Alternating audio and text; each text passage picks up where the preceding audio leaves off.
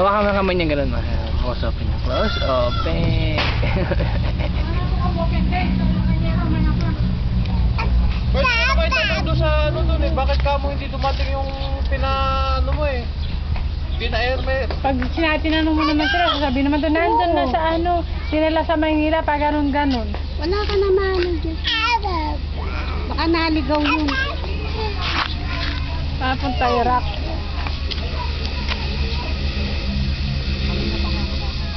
May masasagot. Tayo. Parang dati yung kasama ko sa abroad. Parehas kami nagbabagahe. Yung sa kanya napunta ng China. Kaya para sabi ko, galit na siya. Ba't yung bagahe niya wala? Yung pala naisakay sa China Airlines. Eh di syempre, papunta China. Ano nangyari? Wala na Hindi pa. nahabol, nakuha.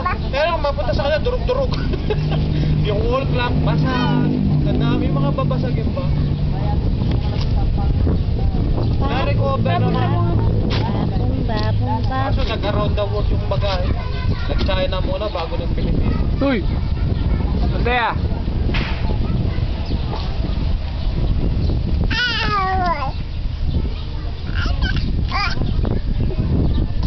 Nagugutom na, sabihin mo kay Grace. Bilis.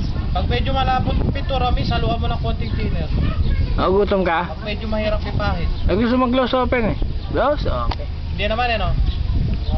Malapot. Haluan mo ng konting thinner. Yung pinaglubluban ng brush, yun ang ipanghalo. Konti lang.